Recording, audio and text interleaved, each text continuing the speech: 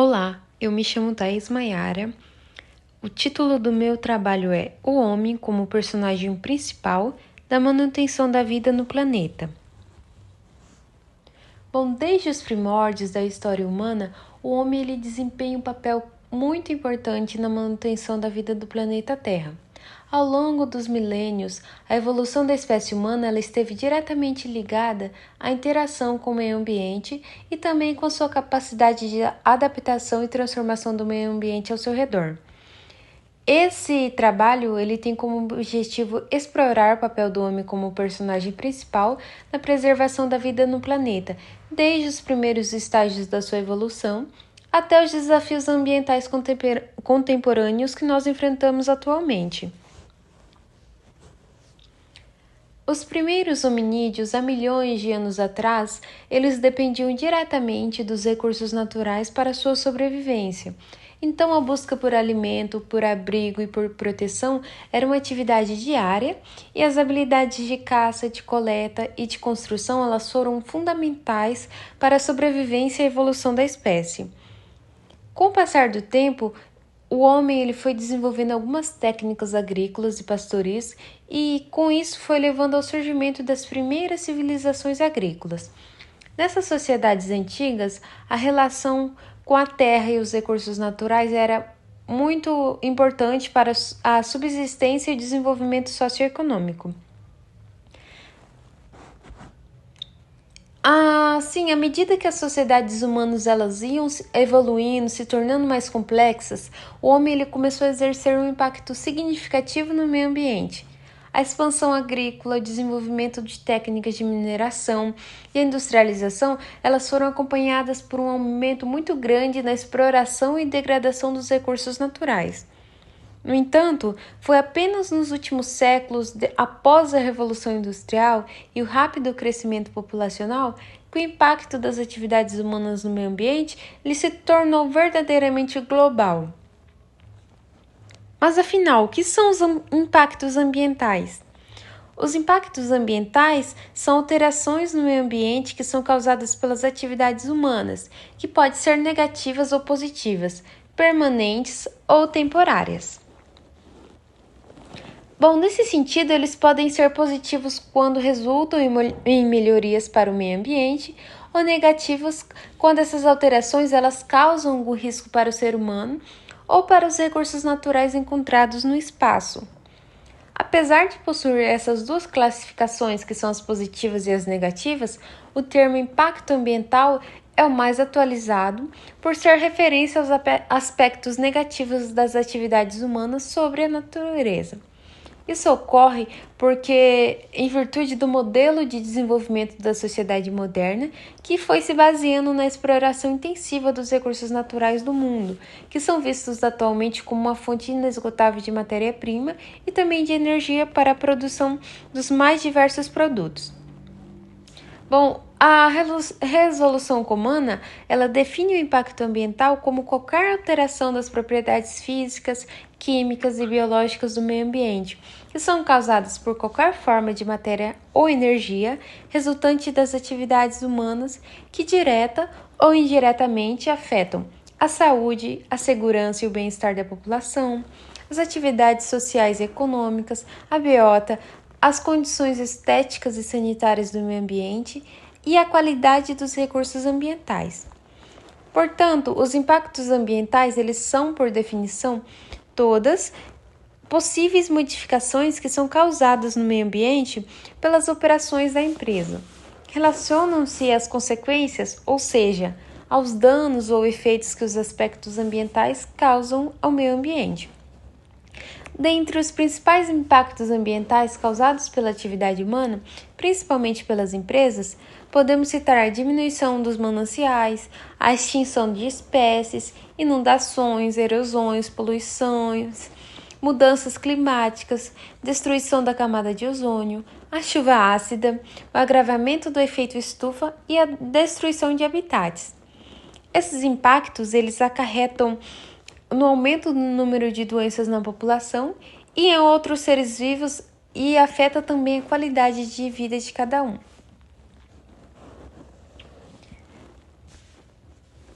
Aqui eu trago alguns exemplos de impactos ambientais no Brasil. Primeiro aqui vamos começar com os impactos da má gestão de resíduos sólidos para o meio ambiente. A má gestão de resíduos sólidos de uma empresa ela pode contaminar o meio ambiente, trazendo impactos significativos para um grande grupo de pessoas e também para o ecossistema. Na verdade, a má gestão dos resíduos ela pode agir negativamente na saúde de todos, mesmo que seja no bairro, na rua ou também na empresa. Então é importante saber que os resíduos, estando bem protegidos e geridos, eles contribuirão para a preservação do meio ambiente, evitando assim os impactos socioambientais e a saúde pública. Os resíduos sólidos, sendo mal geridos, causam poluição visual, poluição do solo, do ar, do lençol freático. Além disso, prejudica a saúde da população. Também para as empresas que fazem uma gestão inadequada, há o risco de sofrerem penalidades, como multas ou paralisação de suas atividades. Depois nós temos a poluição hídrica. A poluição ambiental é uma das principais consequências dos impactos ambientais, que é um potencial de risco pela atividade humana, que é a poluição hídrica. A poluição hídrica ela é caracterizada pela introdução de qualquer agente que altere as propriedades físico-químicas de um determinado corpo de água. Os principais causadores desse tipo de poluição são os efluentes industriais, que são os produtos químicos, os metais pesados. Também são os efluentes agrícolas, fertilizantes ou outros tipos de agrotóxicos. O esgoto doméstico e o chorume, que é oriundo da decomposição de resíduos. Então, o contato ou ingestão de uma água contaminada, ela pode trazer sérios danos à saúde tanto humana como da fauna próxima a esses corpos de água. Sem contar que o odor, o cheiro, ele torna o ambiente bem desagradável e a proliferação de micro-organismos na água reduz ou até impede qualquer ser de sobreviver nesse ambiente. A gente pode ver assim que quando acontece uma poluição hídrica, muitas espécies de peixes ela acabam morrendo, algumas acabam sendo extintas pela poluição. Então o rio ele se torna um ambiente inadequado para a sobrevivência da espécie. Também temos a contaminação e a degradação do solo. A poluição do solo é outra consequência na depredação do meio ambiente. A contaminação ela consiste em qualquer mudança na natureza ou também na composição da terra decorrente do seu contato com os produtos químicos. A degradação ela consiste na remoção do solo para a mineração ou também para a agropecuária. A contaminação e a degradação são muito perigosas, porque elas podem tornar o solo inútil e infértil, além de gerar riscos à saúde dos humanos, dos animais e também das plantas. Ou seja, quando o solo está contaminado, alguns produtores eles já não conseguem mais produzir certos tipos de alimentos ali, tipo o arroz, o feijão, algo assim, sabe? Também temos o alagamento e inundações em períodos de chuvas. E o descarte incorreto de resíduos, eles provocam o entupimento das galerias de águas pluviais que servem para escoar a água da chuva até os córregos e riachos. Uma vez que essas galerias elas são obstruídas por acúmulo de resíduo descartado nas ruas, elas impedem a passagem da água que retorna e provoca alagamentos e inundações. A gente sempre vê assim em épocas chuvosas, em São Paulo, Minas Gerais, sempre tem um alagamento muito grande. Acontecem muitos desastres decorrente a esses alagamentos, porque tem muita poluição, entope os bueiros, os córregos. Então, assim, vai gerando um prejuízo para a sociedade. Também temos a proliferação de endemias. O impacto ambiental ele pode gerar também a proliferação de pragas e também de vetores de endemias e assim colocar em risco a saúde pública. Também temos os impactos da mineração. Entre os principais impactos ambientais da mineração, nós encontramos a poluição da água pelo descarte indevido de rejeitos na mineração, além de contaminar a fauna e a flora aquática. Um exemplo foi o que foi citado na aula passada, que nós fomos lá no manejo e tinha alguns animais as meninas até comentaram que é por conta da construção da Impasa, que muitos animais acabaram morrendo. Também temos a poluição do ar a partir da queima de alimentos tóxicos, a poluição sonora das instalações que afetam as cidades urbanas, o afundamento gradativo da superfície da Terra e os rejeitos radioativos. Entre alguns desastres ambientais causados pelos impactos humanos, temos 2 casos assim gravíssimos que aconteceu no Brasil. O primeiro foi o rompimento da barragem Mariana, que ocorreu em 5 de novembro de 2015.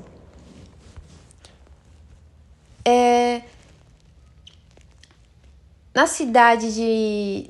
Isso foi no estado de Minas Gerais, na cidade de Mariana, onde rompeu uma barragem de rejeitos de mineração que era denominada Fundão. Então, esse rompimento dessa barragem de Fundão, ele foi considerado desastre ambiental que causou o maior impacto ambiental da história brasileira e o maior do mundo, envolvendo barragens de rejeitos com volume total despejado de 62 milhões de metros cúbicos. A lama, ela chegou até o Rio Doce e nos municípios dos estados de Minas Gerais e também Espírito Santo, muitos dos quais abastecem a população com água do rio.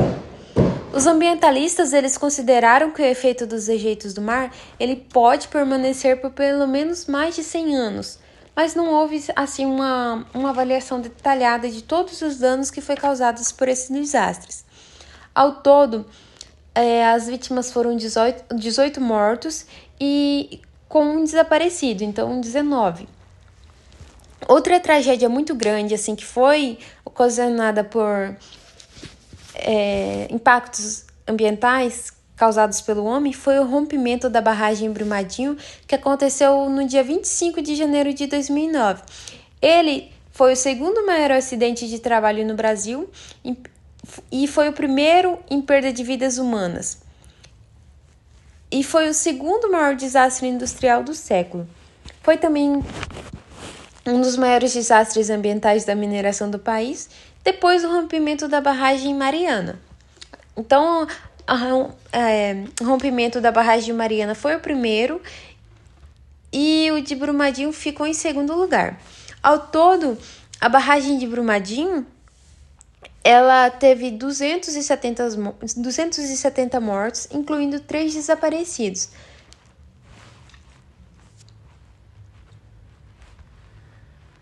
Aqui eu também trago uma contextualização do tema no estado de Mato Grosso. Bom, o processo de desenvolvimento do estado do Mato Grosso, ele está vinculado ao crescimento do agronegócio no Brasil, né? O Mato Grosso, ele está entre os maiores produtores do Brasil e do mundo. Então, assim, pautado na produção de soja, do algodão, da pecuária extensiva, o agronegócio, ele tem sido um grande responsável pelo crescimento da renda do Mato Grosso, do emprego e da economia como um todo, né? Com isso, aumentaram também os impactos sobre o meio ambiente, como o desmatamento, as queimadas, o assoreamento de rios, o uso intensivo de agrotóxicos e também o índice de mecanização do campo. Bom, apesar de todos esses impactos ambientais no Mato Grosso, o estado ele registrou uma queda de 18% na taxa de desmatamento no Cerrado. O Cerrado é um dos biomas que abrange o Mato Grosso, né? Então, no período de agosto de 2022 a julho de 2023, teve uma queda de 18% na taxa de desmatamento no Cerrado. Os dados são do Programa de Monitoramento da Floresta Amazônica Brasileira por satélite, PRODES, do Instituto Nacional de Pesquisas Espaciais, que é o INPE. Aqui nós temos um gráfico que mostra que desde 2004 até 2023, ele teve uma queda de 90% na redução do desmatamento no Cerrado de Mato Grosso. Ali em 2001 a 2022, ele permanece. Agora, em 2003 e 2004, ele teve um aumento significativo. E lá em 2025, ele começa a baixar. 2013, ele tem um pequeno aumento. já baixa em 2014, em 2015 ele aumenta mais um pouquinho e vai abaixando até 2021, que ele sobe minimamente e desce em 2023. Então, assim, entre 2004 a 2023, teve uma redução de 90% do desmatamento no Mato Grosso.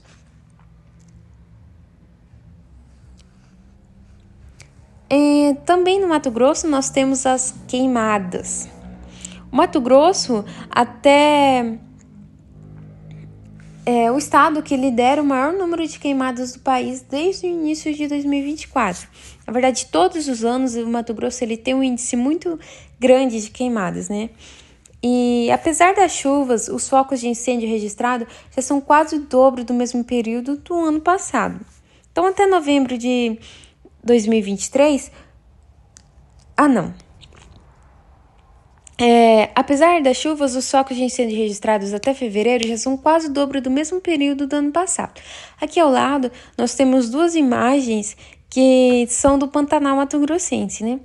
Em 2020 e 2023, nós tivemos duas eras de queimadas assim que passaram, que assolaram o Pantanal, destruíram muito da fauna e da flora.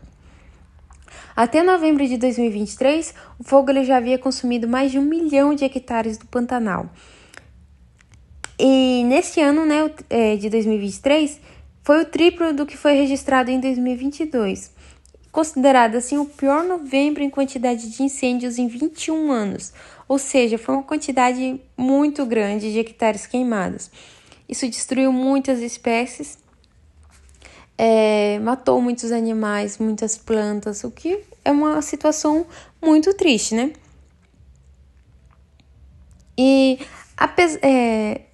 Mas por que isso acontece, né? Devido à pouca chuva e os efeitos do El Niño. Eles explicam o recorde de focos de fogo em pleno período chuvoso que vai de outubro até março. As pancadas de chuva na região elas não acumulam os valores significativos e geralmente estão acompanhadas por raios. Quando esses raios eles atingem o solo e entram em contato com a